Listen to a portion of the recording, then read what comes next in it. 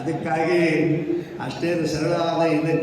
ನಾನು ಭಾಳ ಸರಳಾಗಿರ್ತೀನಿ ಎಲ್ಲರ ಜೊತೆ, ಆದರೆ ನನ್ನ ರಾಜಕಾರಣ ಮಾತ್ರ ಭಾಳ ಸರಳಾಗಿಲ್ಲ. ಅದು ಏನೋ ನೋಡ್ರಿ, ಅದು ಏನಾಗ್ತದೆ ನೀವೇ, ನಾನು ಏನೂ ಹೇಳೋದಿಲ್ಲ. ಈಗ ಅದನ್ನು ಮಾತ್ರ ಬಿಡೋಂಗಿಲ್ಲ. ಮುಂದೆ ನನಗೊಂದು ಗುರಿ ಅದ, ಹಿಂದೆ ನನಗೆ ದೇವರು ಅದ. ರಾಮಕೃಷ್ಣ ಹೆಗಡೆ ಪಟೇಲ್ರಂಥ ವ್ಯಕ್ತಿಗಳು ನನ್ನ ಜೀವನದಲ್ಲಿ ಇವತ್ತು ಬದುಕ್ಯಾರ ಅಂಥೇಳಿ ನಾನು ತಿಳ್ಕೊಂಡಿದ್ದೀನಿ. ಅವ್ರು ಬದುಕಿದ್ರೆ ಹಿಂದೆ ಎಷ್ಟು ಹಿಂದಿನೇ ನಾನು ಏನೇನೋ ಆಗಿ ಹೋಗ್ತಿದ್ದ ಅಂತಕ್ಕಂಥ ಮಾತುಗಳನ್ನು ಈ ಸಂದರ್ಭದಲ್ಲಿ ನಾನು ಹೇಳಿ, ಯಾವಾಗ ಬರ್ತಾವೆ ಚುನಾವಣೆ ಹೇಳೋಕ್ಕಾಗೋದಿಲ್ಲ. ನೀವು ಎಲ್ಲರೂ ಆ ಎಲ್ಲ ದಶೆಯನ್ನು ತಲೆಯಾಗಿಟ್ಕೊಂಡು ನೀವು ತಯಾರಾಗಬೇಕು. ಸರ್ಕಾರ ಭಾಳ ದಿನ ಉಳಿತಂತ ಏನು ಯೋಚನೆ ಮಾಡಬೇಡಿ.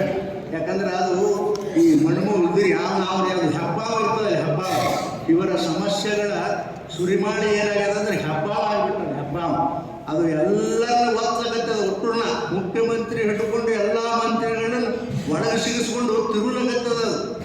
ಅದಕ್ಕೆ ಅದು ಯಾವಾಗ ಅವ್ರ ಪ್ರಾಣ ಹೋಗ್ತದೆ, ಯಾವಾಗ ಸರ್ಕಾರ ಬಿಡ್ತದೆ ಗೊತ್ತಾಗಲ್ಲ.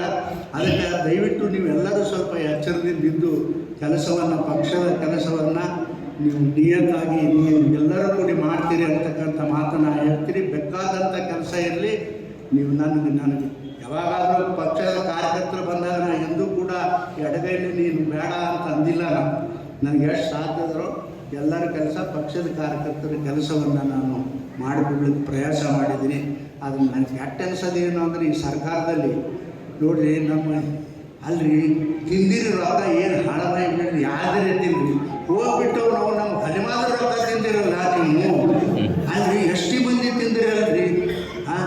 ಅದು ನೋಡ್ರಿ, ಅದು ಅವ್ರು ನೋಡ್ರಿ 187 ಕೋಟಿ ರೂಪಾಯಿ ರೀ. ಯಾರು ರೊಕ್ಕ ಅದು? ಅವ್ರು ಅಪ್ಪನ ರೊಕ್ಕ, ಬಡವ್ರ ರೊಕ್ಕ ರೀ. ಬಡವ್ರಿಗೆ ಉಪಯೋಗ ಆಗಂಥದ್ದು. ನನ್ನ ಹತ್ರ ಬರ್ತಾರೆ, ನಮಗೆ ಬೋರ್ ಬೇಕು ಅಂತಾರೆ. ಪ್ರತಿ ವರ್ಷ 5-6 ಕೋಟಿ ರೊಕ್ಕ ಇರ್ತಿತ್ತು ನನ್ನ ಹತ್ರ. ಬರಪ್ಪ ನಿಮ್ಗೆ ಒಂದು ಬೋರ್, ನಾವು ಎಸ್ ಸಿ ಮಂದಿ ಬೋರ್ ಹಾಕಿಸ್ಕೊಡ್ತೀವಿ. ಏನು ಮಾಡೋದು ಹೇಳಿ? ಯಾರು ತಿಂದ್ರಿ? ಎಷ್ಟು ರೊಕ್ಕ?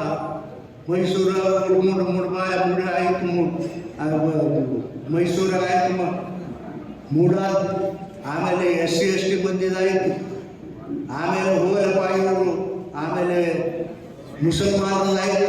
ಇವರೆಲ್ಲ ಹೀರೋಗಳು. ಇವ್ರದ್ದು ಯಾರ್ಯಾರು? ರಿಜರ್ವ್ದು, ಮುಸಲ್ರದು, ಡಾಕ್ಟರ್ ಕ್ಲಾಸದು ಹೀರೋ ಯಾರು ಅಂತಂದ್ರೆ ಕಾಂಗ್ರೆಸ್ನವ್ರದ್ದು ಹುಚ್ಚರು ಹೇಳ್ಕೊತಿರ್ತಾವ. ಅವ್ರದೇ ಹೇಳ್ತಿದ್ರು. ಏನು ರೊಕ್ಕವು ಯಾರಿಗೆ ಕೊಟ್ರಿ? ಚುನಾವಣೆ ರೊಕ್ಕ. ಇಡೀ ಜೀವಮಾನದಲ್ಲಿ ಯಾರು ಕೂಡ S C S T S C P T amount ಯಾವ ಸರ್ಕಾರದಲ್ಲಿ ಯಾರು ಕೂಡ ಹಿಡಿದಿದ್ದಿಲ್ಲ. ಈ ಹಿಂದುಳಿದ ವರ್ಗ ಒಬ್ಬ ಮನುಷ್ಯನಾಗಿ ಸಿದ್ದರಾಮಣ್ಣ ಈ ಕೆಲಸ ಮಾಡಬೇಕಿತ್ತ? ಯಾವಾಗಲೂ ತಿನ್ನಬೇಕಿತ್ತು, ರೋಡಿಗೆ ಹಾಗೆ ರೊಕ್ಕ ತಿನ್ನಬೇಕಿತ್ತು.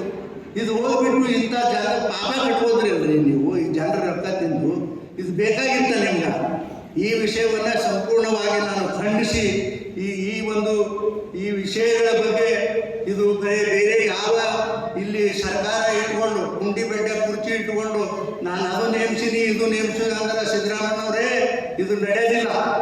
ನೀವು ನಿಜವಾಗಿ ನೀವು ತಪ್ಪು ಮಾಡಿಲ್ಲ ಅಂದ್ರೆ CBI ಎನ್ಕ್ವೈರಿ ಕೊಡ್ರಿ, ನಿಮ್ಮ ಬಣ್ಣೆಲ್ಲರದು ಬಯಲಾಗ್ತದ ಅಂತಕ್ಕಂಥ ಮಾತವನ್ನು ಹೇಳಿ ಆ ವಿಷಯಗಳ ಬಗ್ಗೆ ಸಂಪೂರ್ಣವಾಗಿ ನಾನು ಖಂಡಿಸಿ ತಮ್ಮೆಲ್ಲರಿಗೆ ಮತ್ತೊಂದು ಸಲ ಅಭಿನಂದನೆಯನ್ನು ಹೇಳಿ, ನಿಮ್ಮೆಲ್ಲರ ಒಂದು ಏನು ಎಲ್ಲರೂ ಸಣ್ಣವರಲ್ಲಿ ನಿಮ್ಮ ಒಳ್ಳೆಯ ಮನಸ್ಸು ನನ್ನ ಜೊತೆ ಇರಲಿ, ನನ್ನ ಮನಸ್ಸು ನಿಮ್ಮ ಜೊತೆ ಇರ್ತದೆ ಅಂತಕ್ಕಂಥ ಮಾತನ್ನು ಹೇಳಿ